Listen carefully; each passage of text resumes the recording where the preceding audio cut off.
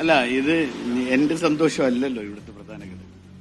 ഇവിടെ നിലമ്പൂരിനെ സംബന്ധിച്ചിടത്തോളം UDFന്റെ സ്ഥാനാർത്ഥി ആരായാലും ആ UDFന്റെ സ്ഥാനാർത്ഥിക്ക് വേണ്ടി പ്രവർത്തിക്കാനും വിജയിപ്പിക്കാനും സജ്ജമായി നിൽക്കുന്ന ഒരു മണ്ണാക്കി നിലമ്പൂരിനെ മാറ്റിയിട്ടുണ്ട് UDFന്റെ പ്രവർത്തനം. ഞങ്ങളുടെ പ്രീ ഇലക്ഷൻ ക്യാമ്പയിൻ ഒരു വലിയ ശതമാനം വളരെ ശുഭാപ്തി വിശ്വാസത്തോടുകൂടി പൂർത്തീകരിക്കാൻ UDFന് സാധിച്ചിട്ടുണ്ട്. കാരണം ഇവിടെ പ്രിയങ്ക ഗാന്ധിയുടെ തെരഞ്ഞെടുപ്പിന് ശേഷം ഒരു ബൈ ഇലക്ഷൻ കഴിഞ്ഞു ശേഷം അതിനു മുൻപൊക്കെ ആയിട്ട് തദ്ദേശ സ്വയംഭരണ സ്ഥാപനങ്ങളിലേക്ക് നടന്ന തെരഞ്ഞെടുപ്പുകളിൽ ഇടതുപക്ഷത്തിന്റെ സീറ്റുകൾ പിടിച്ചെടുക്കാനും UDFന്റെ സീറ്റുകൾ നിലനിർത്തിയത് തന്നെ 10, 60, 67 വോട്ടിനൊക്കെ ജയിച്ച പഞ്ചായത്തുകൾ അതല്ലെങ്കിൽ വാർഡുകൾ 300, 400 വോട്ടുകൾക്കാണ് ഭൂരിപക്ഷത്തിന് വിജയിക്കുന്നത്. ഒരു വലിയ മുന്നേറ്റം ഈ കഴിഞ്ഞ കാലത്ത് UDFന് നടത്താൻ വേണ്ടി സാധിച്ചിട്ടുണ്ട്. മാത്രമല്ല, സാധാരണഗതിയിൽ ഒരു തെരഞ്ഞെടുപ്പ് പ്രഖ്യാപിച്ച് സ്ഥാനാർത്ഥിയെ പ്രഖ്യാപിച്ച് അതിനുശേഷം നിയോജകമണ്ഡലം കൺവെൻഷൻ, പഞ്ചായത്ത്, അത് കഴിഞ്ഞാൽ പഞ്ചായത്ത് കൺവെൻഷൻ, അത് കഴിഞ്ഞ് ബൂത്ത് കൺവെൻഷൻ, അത് കഴിഞ്ഞ് ബൂത്തിലെ സ്ക്വാഡ്, ബൂത്ത് കമ്മിറ്റി, ഈ പരിപാടികളൊക്കെ ഞങ്ങൾ ചെയ്തു കഴിഞ്ഞു.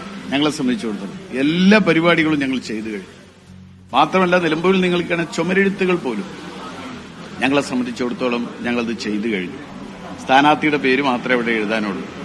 അപ്പോൾ അതുകൊണ്ട് ഇവിടെ നമുക്ക് വളരെ വേഗത്തിൽ തന്നെ നിലമ്പൂരിലെ തെരഞ്ഞെടുപ്പ് പ്രവർത്തനത്തിൽ സജീവമായി മുന്നോട്ട് പോകാനുള്ള ഒരു മുന്നൊരുക്ക പ്രവർത്തനങ്ങൾ പൂർത്തിയായി കഴിഞ്ഞു. ഇപ്പോൾ സ്ഥാനാർത്ഥി ആരായിരിക്കുന്ന കാര്യത്തിൽ പോലും താങ്കളുടെ ഒരു മുഖഭാവത്തിൽ ആൻഡ് കോൺഫിഡൻസിൽ വ്യക്തമാണ്. ഓക്കെ, ഞാൻ ചോദിക്കുന്ന ഒരു കാര്യം, ഇന്നിപ്പോ നോക്കൂ, ഇവിടെ വിജയിക്കുന്നതിന് നിങ്ങളൊരു നിർണായകമായ ഫാക്ടറായി കാണുന്നത് PV അൻവറിന്റെ സാന്നിധ്യമാണ്. പ്രതിപക്ഷ നേതാവ് പറയുന്നു അദ്ദേഹമായിട്ടുള്ള സഹകരണം വളരെ പ്രധാനപ്പെട്ട ഒരു ഫാക്ടറായിരിക്കുമെന്ന്. ഇന്നിപ്പോ ആരായിരിക്കും സ്ഥാനാർത്ഥി എന്നതിന്റെ ഏതാണ്ട് സൂചനകൾ മാധ്യമങ്ങളിലൊക്കെ വന്നു കഴിഞ്ഞിട്ടുണ്ട്. താങ്കൾ ഇപ്പോൾ അത് ഒഫീഷ്യലി ഓൺ ചെയ്യുമോ എന്ന് എനിക്കറിയില്ല. അതിപ്പോ രാവിലെ ഞാൻ അൻവറിനോട് സംസാരിക്കായിരുന്നു കുറച്ചധികം സമയം. അദ്ദേഹം മൊത്തത്തിൽ ഒരു കാര്യങ്ങളാകെ സങ്കീർണമാവുകയാണ്, സിറ്റുവേഷൻ ഒന്ന് കോംപ്ലക്സ് ആവുന്നു, ഇവിടുത്തെ ഒരു സാധ്യതകളെയും ഇവിടുത്തെ പ്രയോജന വഴികളെ ഒന്നും ശരിയാവണ്ണം അസസ് ചെയ്യുന്നില്ലേ UDFന്റെ നേതൃത്വം എന്നൊക്കെയുള്ള ഒരുതരം അതൃപ്തിയും അൺഹാപ്പിനെസ്സും പങ്കുവയ്ക്കുകയാണ്. അതെന്താണ് അദ്ദേഹത്തിന് അങ്ങനെ ഒരു കമ്മ്യൂണിക്കേഷൻ? അത് എനിക്കറിയില്ല. ഞാനത് നിങ്ങൾ പറയുമ്പോഴാണ് ഞാൻ മനസ്സിലാക്കുന്നത്. ഇവിടെ നമ്മളെ സംബന്ധിച്ചിടത്തോളം സ്ഥാനാർത്ഥിയൊന്നും ഫിക്സ് ചെയ്തിട്ടില്ല. സ്ഥാനാർത്ഥിയെ തീരുമാനിക്കുന്നത് ഹൈക്കമാൻഡാണ്. ഹൈക്കമാൻഡ് തീരുമാനിക്കുന്ന സ്ഥാനാർത്ഥി, ആ സ്ഥാനാർത്ഥിക്ക് വേണ്ടി വോട്ട് ചെയ്യാനും പ്രവർത്തിക്കാനും സജ്ജമായി നിൽക്കുകയാണ് നിലമ്പൂർ. ഞങ്ങളൊക്കെ അതാണ് ഞങ്ങളെയൊക്കെ സംബന്ധിച്ചിടത്തോളം. അല്ലാതെ ഇവിടെ ആരാണ് സ്ഥാനാർത്ഥി എന്ന ഒരു തീരുമാനം ഇതുവരെ വന്നിട്ടില്ല. അത് പ്രഖ്യാപിക്കുന്നത് ഹൈക്കമാൻഡ്. അത് കോൺഗ്രസ് നേതാക്കന്മാർ കൂടി ആലോചിച്ച് എല്ലാ വശങ്ങളും ആലോചിച്ചുകൊണ്ടായിരിക്കും ഹൈക്കമാൻഡ് ആ കാര്യങ്ങൾ തീരുമാനിക്കും. താങ്കൾക്ക് അൻവറുമായിട്ടുള്ള കമ്മ്യൂണിക്കേഷൻ ഈ ദിവസങ്ങളിലുണ്ട്? അല്ല, അത് അൻവറിനെ സംബന്ധിച്ചിടത്തോളം ഞാനുമായിട്ടുള്ള കമ്മ്യൂണിക്കേഷൻ ഞാനുമായിട്ട് മാത്രമല്ലല്ലോ, UDFന്റെ നേതാക്കന്മാരുമായിട്ടൊക്കെ അൻവർ സംസാരിക്കുന്നുണ്ട്.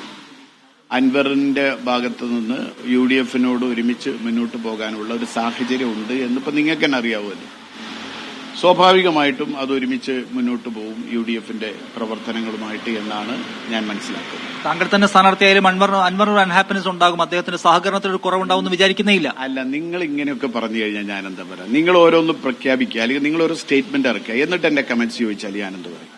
അതിനൊന്നും ഞാൻ മറുപടി പറയാനില്ല. എന്നെ സംബന്ധിച്ചിടത്തോളം എനിക്ക് പറയാനുള്ള ഒരു കാര്യം, ഇവിടെ UDFുമായി സഹകരിക്കാൻ അൻവർ തയ്യാറാണ്. അത് UDFുമായി സഹകരിക്കുന്നത് ഏത് രൂപത്തിലാണ്, എങ്ങനെയാണ് എന്നുള്ളത് അൻവറും UDF നേതാക്കളും തമ്മിൽ കൂടിയാലോചിച്ച് തീരുമാനിക്കും. അതനുസരിച്ച് ഇവിടെ നല്ല പ്രവർത്തനങ്ങളുമായി മുന്നോട്ട് പോകും. എല്ലാ ഘടകങ്ങളും പരിഗണിച്ചു വേണം സ്ഥാനാർത്ഥിയെ നിർണ്ണയിക്കാൻ ആവർത്തിച്ച് അൻവർ പറയുന്നുണ്ട്. താങ്കൾ ആ കാര്യത്തിൽ കാണുന്ന ഘടകങ്ങൾ, UDF, കോൺഗ്രസ് കാണുന്ന ഫാക്ടേഴ്സ്, അത് നിങ്ങൾക്കല്ലേ അറിയുള്ളൂ. നിങ്ങൾ എന്നോട് ഘടകങ്ങളെ കുറിച്ച് പറയുന്നത് നിങ്ങൾക്കാണ് അറിയാം. എന്നെ സംബന്ധിച്ചിടത്തോളം എനിക്ക് പറയാനുള്ളത്, ആര് ഹൈക്കമാൻഡ് ഏത് കാൻഡിഡേറ്റിനെ പ്രഖ്യാപിച്ചു കഴിഞ്ഞാലും അതിനുവേണ്ടി നല്ല രൂപത്തിലുള്ള പ്രവർത്തനങ്ങൾ നടത്താൻ നിലമ്പൂർ സജ്ജമാണ് എന്നതാണ് എനിക്ക് പറയാനുള്ളത്. മനസ്സിലായോ? അതിനോട് അൻവർ പരിപൂർണമായി സഹകരിക്കും. അൻവർ ഒരു വലിയ ഘടകം തന്നെയാണ്. അൻവറിന്റെ ആ ഘടകം UDFന് അനുകൂലമാണ്. അതുകൊണ്ട് തന്നെ അൻവറും കൂടി UDFനെ പിന്തുണക്കുന്ന ഒരു വലിയ ഘടകമായിക്കൊണ്ട് തന്നെ മുന്നോട്ട് പോകും. ഒരു സംശയക്കാരൻ. നിങ്ങൾ കാണുന്ന മേജർ ഫാക്ടേഴ്സ് എന്തൊക്കെയാണെന്ന് ചോദിക്കാൻ ഞാൻ അല്ല, അത് എനിക്കറിയില്ലല്ലോ. നിങ്ങളാണല്ലോ പറഞ്ഞത്. അപ്പൊ നിങ്ങൾക്കല്ലേ അത് എന്നെക്കാളും കൂടുതൽ അറിയാം. Okay, thank you. എന്തായാലും നമ്മളിപ്പോ കണ്ടത് ആര്യാടൻ ഷൗക്കത്തിന്റെ പ്രതികരണമാണ്. അദ്ദേഹം അൻവർ പറഞ്ഞതിന് പൂർണ്ണാർത്ഥത്തിൽ അങ്ങനെ ആ നിലയ്ക്കുള്ള ഒരു ഡയറക്റ്റ് ആയിട്ടുള്ള പ്രതികരണത്തിലേക്ക് പോയില്ല. അതേസമയം അൻവറിന്റെ പൂർണ്ണ ഒരു സഹകരണവും സപ്പോർട്ടും UDF സ്ഥാനാർത്ഥിക്ക് ഇവിടെ ഉണ്ടാകും എന്നാണ് അദ്ദേഹം പങ്കുവയ്ക്കുന്ന കാര്യം.